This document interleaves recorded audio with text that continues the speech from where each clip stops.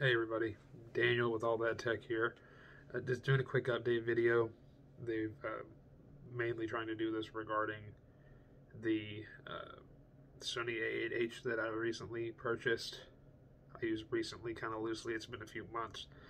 But the Sony A8H I purchased and compared to the LG B8, nobody was able to see it, but I actually recorded another comparison video in between the two sets that showed some more 4K content and more actual movie content that wasn't animation. I know there was a comment in there that mentioned wanting to see basically real life scenes that would not something that was a game or animation or anything like that, which makes sense. The only thing I had in that video was Spider-Man Into the Spider-Verse and The Last of Us Part 2. So I recorded that video. I made the pinnacle mistake, I'm going to call it, and I actually played movie content, or well, it wasn't movie content, it was just the TV show was a few minutes of Good Omens on Amazon Prime. I played something else in there too. I can't remember exactly what it was to compare the two sets. But doing that led to an instant copyright notice, so the video got taken down, basically. So nobody was able to see it. And my determination in that video, I'm going to try to culminate my thoughts here. When it comes to the two sets, they're very close. The Sony had more accuracy, and I did like the image. The reason that I ended up returning it, which that's what happened, I ended up returning it, and I'll get onto that here in a second, is because of the banding was the number one reason, the vertical banding that I noticed, because that just wasn't doing it for me. And the Dolby Vision implementation and the way it handled low quality content, and I don't even mean extreme low quality content, but like stuff off of Netflix that isn't in like 4K Ultra HD. Even I saw some in that. So when it came to, like I said, there's vertical banding and the some gray scenes.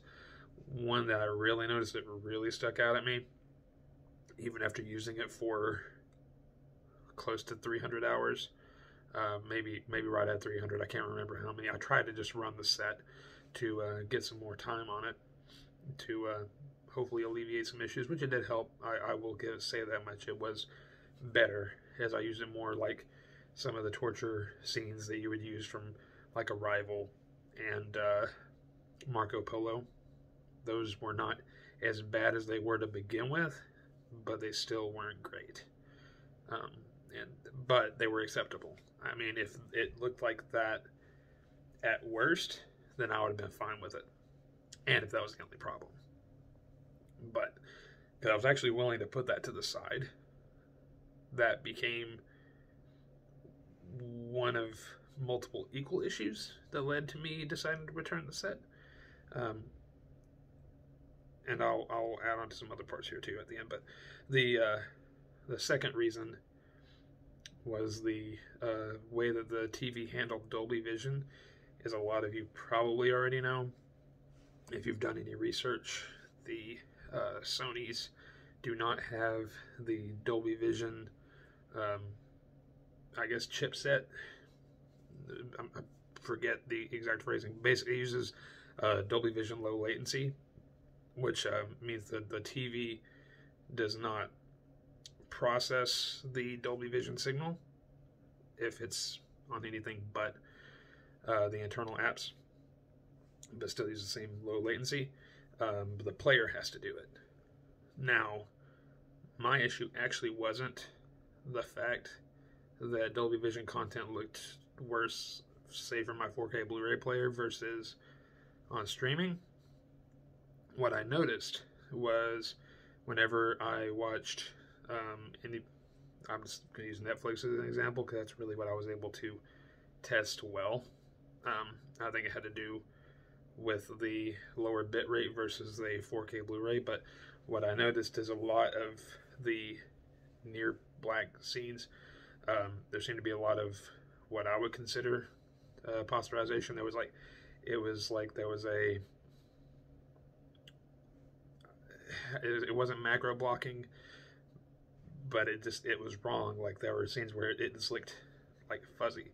It's like you were watching a really low quality piece of content whenever you would hit certain scenes, and it was really, really distracting. And I wish I had some footage of it, but it's probably very similar to what Vincent of HD TV Test called I think he called it posterization, or maybe black flashing on a set that he's noticed with streaming on the internal apps. And I can't remember for sure, but I think I tested it on the Panasonic UB820 4K Blu-ray player through its Netflix streaming.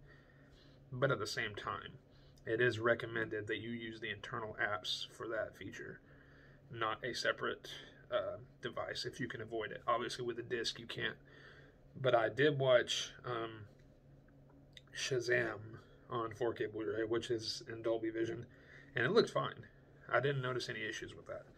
Now, I did use Dolby Vision Bright, which, from what I understand, is the correct mode to use for the EOTF curve, and it follows it closer, or as closely as possible, versus dark, because dark did seem very dark to me, even in a dark room. So that was my second reason. And third, and I hope I'm not getting losing people here, but I'm trying to be detailed, but I'm just running off the top of my head here. The third was the way that it seemed to handle low bitrate content. Maybe not even necessarily about low bitrate content, but streaming in particular. There are two particular examples three actually, that I noticed where it had macro blocking and flashing, especially in like near black scenes. You would see that, and it would just like flash. It would just go from like a dark gray or black to it would just jump from like the brightness of a particular object, which the other TV didn't do. None of the TVs I've used do that. And I noticed it in an episode of Gilmore Girls, watching it with my girlfriend. There was a suit that Chris, I don't remember the names, but was wearing, and it was dark. They were standing outside at night, and his suit was very dark, but it wasn't pitch black, obviously. It was just really dark shadow on there, and you would notice like the macro block squares just flashing and flickering. The other one I noticed it in, which really surprised me, was in The Boys, because I was using that to check for any black crash, which the TV did not have. If anything, it might have elevated shadow detail a little bit, and that might be why it had the flashing, but I don't know. The issue I'm having may have been a defect with the processor. It's hard to say, because Sony's are known for their image processing, and being able to upscale really well and make lower quality content look the best. And that's not what was happening. It was making it look worse because of those issues. But I don't know if it's across the board or not. Either way. And the last episode of the first season of The Boys, when they're inside the house, if you've seen it, you know what I'm talking about, but it's a really dark scene. Like, it's at night. Everything is really, really dark. And I noticed in some situations where I was like looking at the back of Homelander's, like, it was showing his hair, and it's just real dark, but it was flashing. Like, it would go from black or really, like a really dark shadow to a flashing gray, and it would just fluctuate. And it was incredibly distracting, but that wasn't as bad as the macro blocking that I was witnessing and some other content. So, for those three reasons combined, I decided to return the set, exchange it. I almost didn't, because I didn't want to deal with the trouble of exchanging out stuff, and I was planning on giving my LG B8 to my dad, so he could have something from, because he had an old Samsung 4K set, and it's not even an actual 4K set. They were using the one Connect box back then, and it didn't even, I think it supported 4K at like 24 hertz, so never got used, and the TV just didn't look very good. It was an edge-lit set. It was just not a good buy. Unfortunately, that was one I recommended to him at the time because we thought it was a good deal, and then it turned out to not be. So either way. So what ended up happening is the day before or 2 days before, because I was debating on exchanging it for an LG C10 or CX, depending on how you say it, or exchanging it for another Sony. But I was afraid I was going to have the same problems, if nothing else, with the Dolby Vision, and I obviously would prefer my content to be in Dolby Vision, and it's the most popular format, aside from HDR10. But a lot of stuff is being put out in Dolby Vision, and it's the advanced HDR format, and I just like to have it. It's the better of the two, so might as well have it. But two days before my my return window was up, I saw that the LG C10 dropped. The price went down. So at that point, I had paid $17.99 for the 65-inch A8H, which is a really good deal, because that TV has not really went down since. It is still $2,500, which is really crazy to me, honestly. It is not competitive price-wise. Either way, so that's the standard price, or what typically ends up being the standard price. The LG C10 dropped down to $19.99, so $2,000. But there's an additional $50 discount for my Best Buy Rewards members, which is a free service. I don't know if it had to do if you're a certain tier or something like that, because since I buy too much crap, they give me a, it's called Elite or Elite Plus status. Elite Plus is the highest level, I believe, which I managed to hit by buying the TV. So, they give that $50 discount, and it might be because of that tier. I'm really not sure. Either way, so it came to $19.50, so $150 more than what I paid for the Sony A8H. So, long story short, I didn't actually return the A8H yet because I needed to box it up, and I did not have the time to do it, and I didn't want to miss out on being able to get the LG CX, because I tried one store for online order and pickup in store, and it said they didn't have it. Well, they had it, and then it said they were out of stock, couldn't find it, whatever it said. The website said they had it, but the store didn't. So I switched to my other local location, and they did. So I was like, I need to go ahead and get this. And the LG C10 is actually still on sale, so you can get it for that price right now. So I went and I picked up the LG C10 and brought it in here. So I got a box for a Sony A8H. I got a box for an LG C10. I got a Sony on my stand. I got a LG B8 sitting over in the living room floor, and now I got to unbox this LG C10. I did, and I set it up and everything, and I compared the two side by side. I didn't, and I was just trying to check for, look at the things that I knew for sure were issues in between the two that I noticed on the Sony, and compared the two sets, the C10 and the Sony, and the LG did not have those problems. So, which I was really relieved, because I was afraid that I was just going to go and get another one and end up with the same kind of problems or very similar problems, maybe even worse. So I almost didn't do it. But thankfully, my girlfriend convinced me to go ahead and give it a shot, which I was surprised about, honestly. I didn't think she'd want to deal with it. But I really appreciate it, because now I am the proud owner of an LG C10. I wanted to try to go with the Sony, and unfortunately, at least in this current generation, I just don't think it's I wanted it to be the best.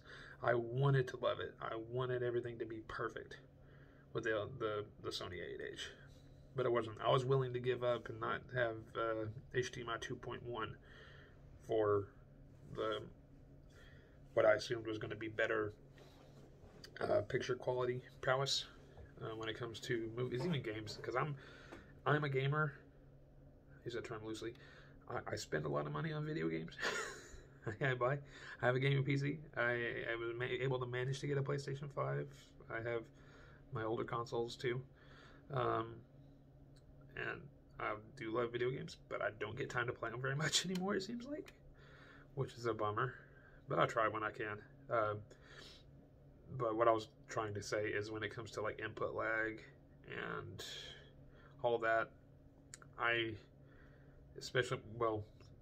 specifically with console gaming, anything when I'm playing on a controller, I don't really notice input lag unless it's absolutely atrocious. Because I don't really do a lot of competitive gaming, if very little. I usually just play with my friends and play online and stuff like that. But I play a lot of single player story based stuff. So input lag isn't that big a deal to me. So it's not uncommon that I will play a game in cinema mode or something like that. Again, it doesn't really bug me. I mean, I can tell there's a little bit of difference in input lag, but does it really make a difference?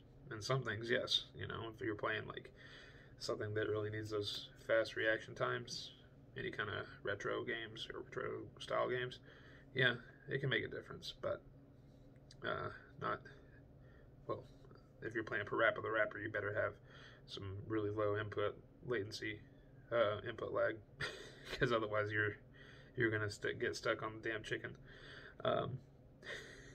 Not speaking from experience or anything. Either way, so that was kind of stupid. Yeah, so I have the LG C10. I only have about 60 hours on it, but I don't notice any really bad vertical banding on there. I'm sure there's some if I look for it real hard, but I don't notice anything. And I've had multiple sets, and I'm very, very, very sensitive to vertical banding in dark scenes. I wouldn't say it really is any brighter than the Sony. It is on paper, and I know in reviews it seems like it's a brighter set. I can't see it, so I don't use the dynamic tone mapping or anything. And I guess in dynamic tone mapping, some scenes can be brighter, other times they're actually darker. It just fluctuates. So per the recommendation of a lot of reviewers and calibrators and stuff like that, they always say leave dynamic tone mapping off. So I do. It's supposed to be about 100 nits brighter than the Sony. They seem about the same to me. They're both fine. I don't really understand how the LG B8 seems to. I didn't really compare. I didn't at all, and I don't even have the LG B8 here anymore. It's officially transitioned, moved, and installed to my dad's living room, so I don't have it here anymore. But I don't know how it's actually brighter. I'm not sure it's because the color temperature, the white point, is a little bit cooler. Because I'm sure, because comparing the Sony to the B8, it definitely had a little bit cooler color temperature, it seemed, or at least white point. So that might be why it looked a little bit better. Not better, brighter. I do think the Sony looked better. That's just me. So, and I didn't compare the B8 to the C10. I think they're really, really neck and neck. And my only real reason for getting this set is because I had the opportunity to get it at a reasonable price and be able to set up my dad with having the B8 for about half of what I paid for the C10. So it covers half of my set, and my dad gets a TV that is actually good. And I can go over there and watch movies and not hate it. So those family nights and stuff just makes it a lot nicer. So am I happy with the LG C10? Yes. Would I recommend it over the Sony A8H? Especially if the LG C10 is the cheaper set? Absolutely. 100%. If you can get a Sony and it has all the positives of the Sony set without the negatives that I experienced, then at the same price or less, yes. But I personally would say that whichever is cheaper is going to be your better buy. Um, if you want to have a more calibrated image or accurate image and you get the LG, you can get it calibrated. I'm considering having that done myself. When the TVs are by themselves, like if you don't have a reference, I don't have a reference monitor obviously, but if you don't have that frame of reference of a direct comparison, looking at them side by side, then you're probably going to be hard pressed to notice any difference, with the exception if you have any defects. So I do think that the Sony is a more accurate set, like skin tones and all that. In my opinion, without having a way to measure it, looked better on the Sony with out of the box settings than the LG did. But keep in mind, the Sony at that point had about 300 hours of usage. The LG was brand new out of the box, and it hadn't had any break-in time. So it's not really an apples to apples comparison at that point. There's enough differences or potential for the Sony to have an upper hand on the LG versus it just being better. But Sony is known for being some of the most accurate out of the box. But the LG is no slouch. It's not like the LG looked terrible and everything was cold or anything like that. It was still very, very nice. But looking at them side by side, if there were no issues with the Sony in regards of the banding or any of the posterization, micro blocking, just weird stuff that I had on my set, I would have probably picked the Sony.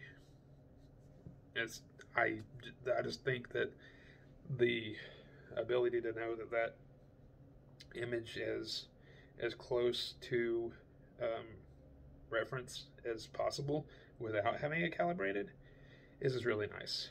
Because if I want to get this calibrated, I don't know who's going to calibrate it. Best Buy offers calibration, but for what I understand, they only calibrate SDR, which I compared the two in SDR. They looked the same, pretty much in SDR. HDR and Dolby Vision is where they separated, and that's where the calibration really needs to take place, because that's what I'm care most about. I want to have my 4K movies, my streaming, my HDR games, any of that. I want that to look its best. I want that to be accurate. The SDR is important, and there's plenty of stuff that I'll still watch in SDR, but I'm not going to pay that much just to have SDR calibrated. It's just not worth it. So I got to figure out if maybe Magnolia, which is the premium audio visual division in some Best Buys, offer a full calibration.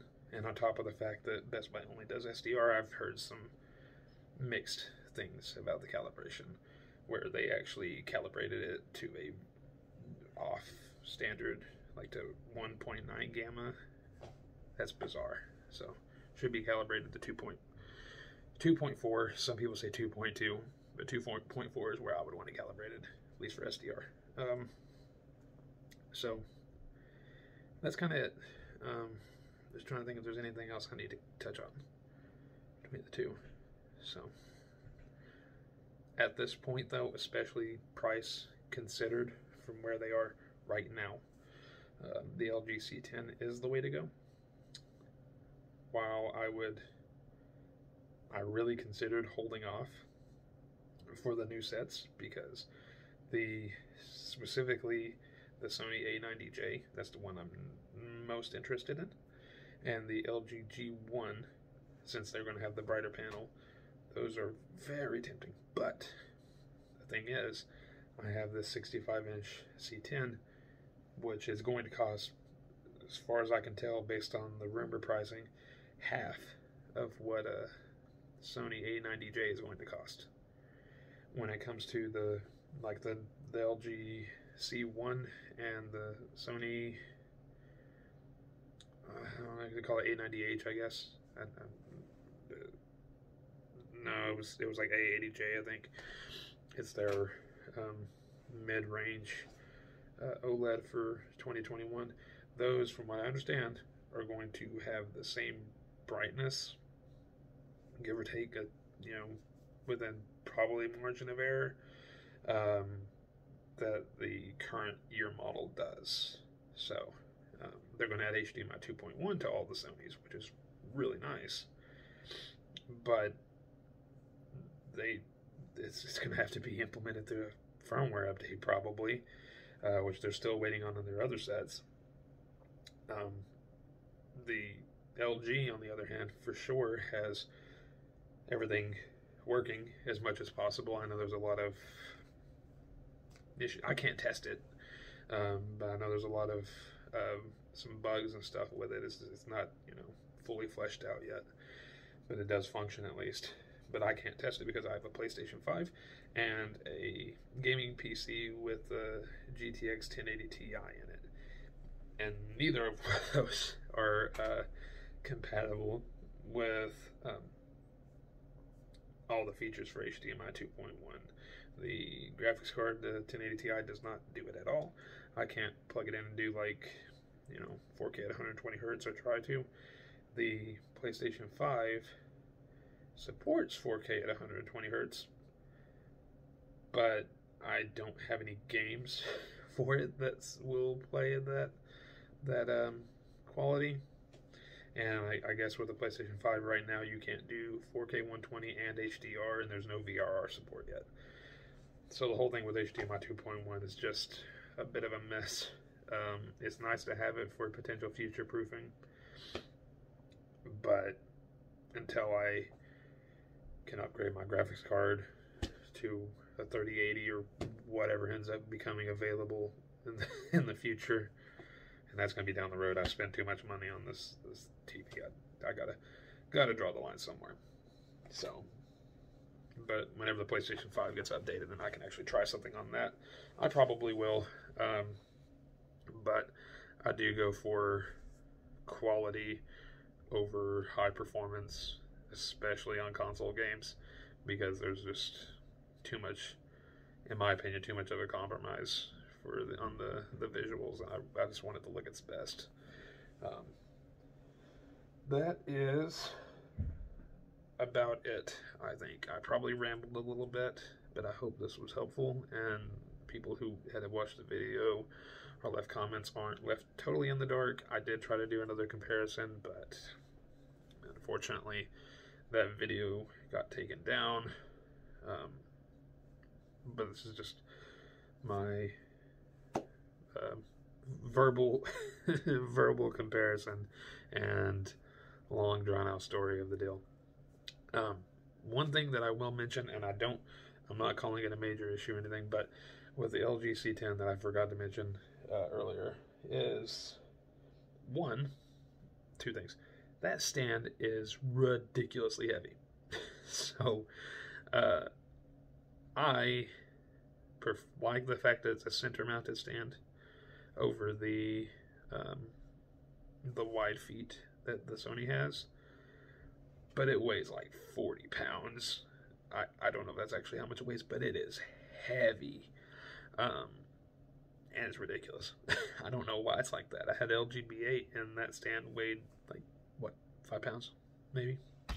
Did the job, didn't need to do anything else. But I'm not actually using the stand for it. I have a pair of, it's I don't know what they call it,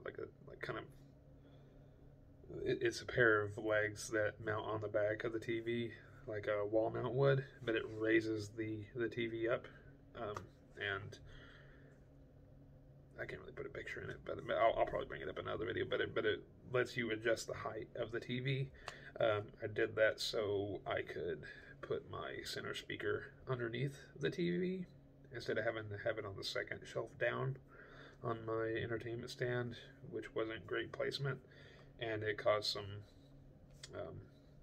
some issues with some other devices I had down there. as far as having space. But it also raises the TV up, which is really nice because it brings it to a better eye level, and really just gives the TV a larger appearance and a more just kind of more pleasing appearance as opposed to it setting lower, because my entertainment stands a little on the short side.